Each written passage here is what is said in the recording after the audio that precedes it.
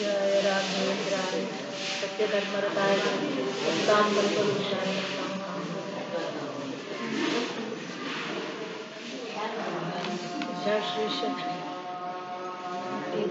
ಪಾದಂಗಳವರಿಗೆ ನಮಸ್ಕರಿಸುತ್ತಾ ಇಲ್ಲಿರುವ ಗುರುಗಳಿಗೆ ನಮಸ್ಕರಿಸುತ್ತಾ Parimala thank you very much for the opportunity.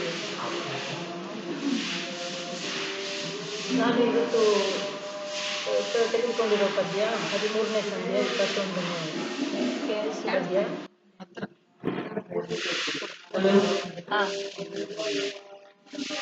ಹಲವು ಕರ್ಮವ ಮಾಡಿ ದೇಹವ ಬಳಲಿಸದೆ ದಿನ ದಿನದಿ ಹೃದಯ ಕಮಲಸನದಿ ವಿರಾಜಿಸುವ ಹರಿಮೂರ್ತಿಯನ್ನು ಭಜಿಸು. ತಿಳಿಯದಿ ಪೂಜಾ ಪ್ರಕರಣವ ಮನಸು ಪುಷ್ಪ ಅಗ್ರವುದಕ ಶ್ರೀ ತುಳಸಿ ದಳವ ಅರ್ಪಿಸಲು ಒಪ್ಪನು ವಾಸುದೇವ ಸದಾ. ಈ ಪದ್ಯನ ಏನ್ ಹೇಳುತ್ತೆ ಅಂತ ಹೇಳಿದ್ರೆ, ನಾವು ನಾರಾಯಣನ ಸದಾ ಸ್ಮರಿಸ್ತಾ ಇದ್ದರೆ ಅಂತ್ಯಕಾಲದಲ್ಲಿ ಅದು ನಮಗೆ ಕೈಗೆ ಬರುತ್ತೆ. ಮಧ್ವಾಚಾರ್ಯ ಹೇಳಿರೋ ಹಾಗೆ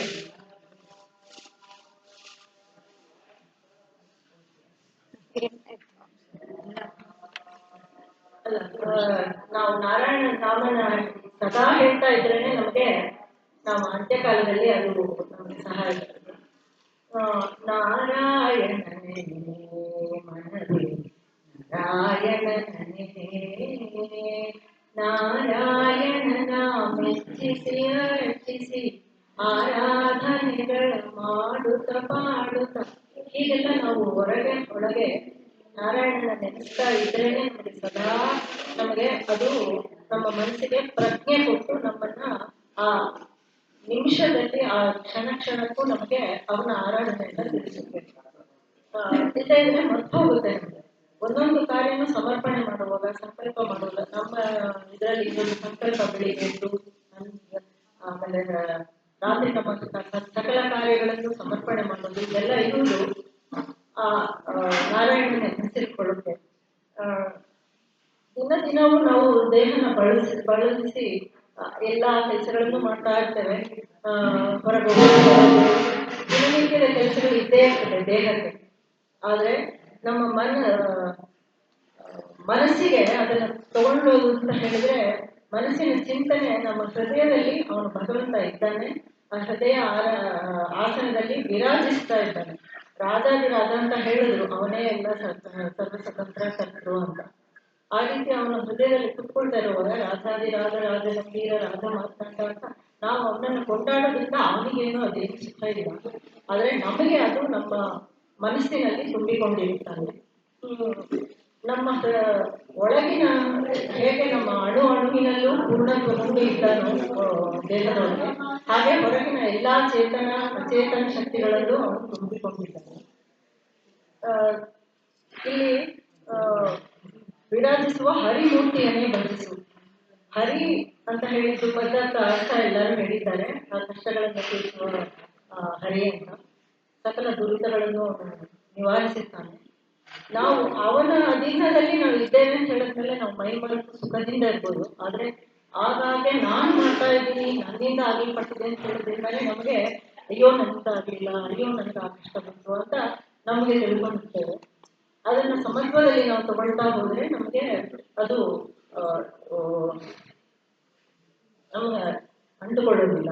ಅವನ ಅರ್ಪಣೆ ಅಂತ ತಿಳಿದು ನಾವು ಅಕ್ಸೆಪ್ಟ್ ಮಾಡ್ಕೊಂಡು ಹೋಗ್ತಾ ಇರ್ತೇವೆ. ಟಾಲರೆನ್ಸು, ಪೇಷನ್ಸು, ಅಕ್ಸೆಪ್ಟೆನ್ಸು ಇದರಿಂದ ನಮಗೆ ಜೀವನ ಸುಖಮಯವಾಗುತ್ತೆ ಅಂತ ಹೇಳಿದ್ದಾರೆ. ಜಗನ್ನಾಥ ದಾಸರಿಗೆ ಸಂಸ್ಕೃತ ಪಾಂಡಿತ್ಯ ಎಷ್ಟು ಅಂತ ಹೇಳಿದ್ರೆ, ಆ ವೇದ ಪುರಾಣ ಅದ್ಭುತ ಎಲ್ಲದರಲ್ಲೂ ಅವ್ರ ತಂದೆಯವರ ಆ ಪ್ರವಚನಗಳಿಂದ ಎಲ್ಲ ಅವರು ಪ್ರೇರಿತಗೊಂಡು ಶ್ರೀನಿವಾಸ ಅಷ್ಟೊಂದು ಸಂಸ್ಕೃತ ಪಾಂಡಿತ್ಯನ ನಮಗೆ ಕನ್ನಡದಲ್ಲಿ ತುಂಬಾ ಎಷ್ಟು ದೃಷ್ಟಾಂತಗಳು ಅಂದ್ರೆ ಅಂಥ ದೃಷ್ಟಾಂತಗಳು ಬೇರೆ ಯಾರನ್ನೂ ಕೊಟ್ಟಿಲ್ಲ ಅಂತ ಹೇಳ್ತಿದ್ದಾರೆ.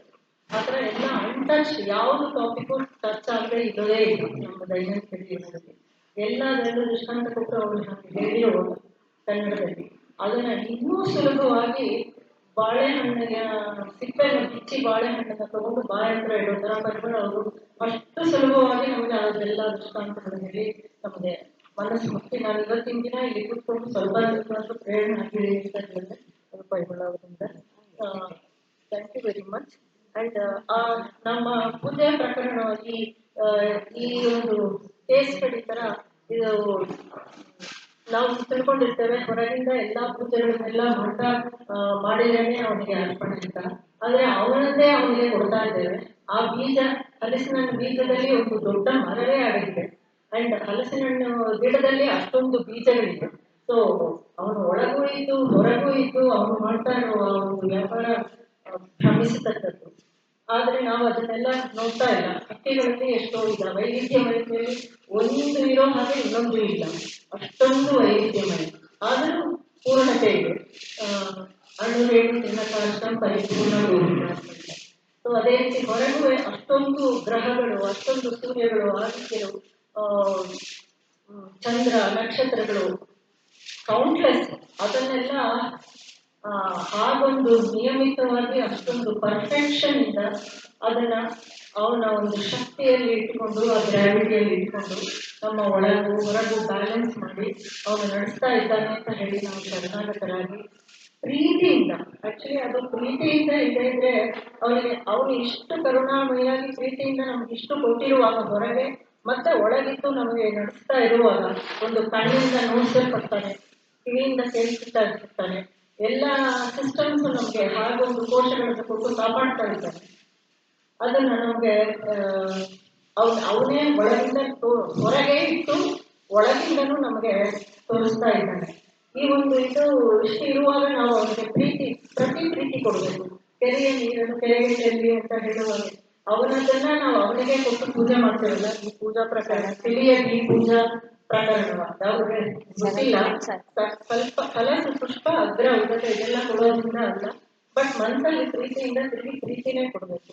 ಕೆರೆಯ ನೀರನ್ನು ಕೆರೆಗೆ ಚೆಲ್ಲಿ ವರವ ಪಡೆದವರಂತೆ ಕಾಣುವ ಹರಿಯ ಕರುಣದಿ ಪಡೆದ ಭಾಗ್ಯವು ಹರಿ ಸಮರ್ಪಣೆ ಮಾಡಿ ಬದುಕಿರು ಅಂತ ಹೇಳುವ ಹಾಗೆ ನಾವು ಇನ್ನೂ ಒಂದು ಪ್ರೀತಿಪೂರ್ವಕವಾಗಿ ನಮಗೆ ಅವತ್ತು ಕೊಟ್ಟಿರೋ ಕರುಣೆಯನ್ನು ಹೇಗೆ ಪ್ರೀತಿಯಿಂದ ಕೊಟ್ಟಿದ್ದನೋ ಹಾಗೆ ಪ್ರೀತಿನೂ ನಾವು ಅರ್ಪಣೆ ಮಾಡಿ ಅವನ ಪ್ರೀತಿಸಿದರೆ ನಮಗೆ ಅದು ಆ ಪೂಜೆ ನಿಜವಾದ ಪೂಜೆ ಆಗುತ್ತೆ. ಸದಾ ನೆನೆಸಿ ಮನಸ್ಸಲ್ಲಿ ಸ್ಮರಣೆ ಇರಲಿ ಅಂತ ಹೇಳಿ ನಾನು ನನ್ನ ಈ ಹೃದಯದಿಂದ ಬಂದ ಪರಮಾತ್ಮ ನನ್ನಿಂದ ನುಡಿಸಿದ ಈ 4 ನುಡಿಗಳಿಗೆ ನಾನು ಕೃತಜ್ಞತೆಯಿಂದ ಪರಿಸಮರ್ಪಣೆ ಮಾಡ್ತಾ ಇದ್ದೇನೆ. Thank you.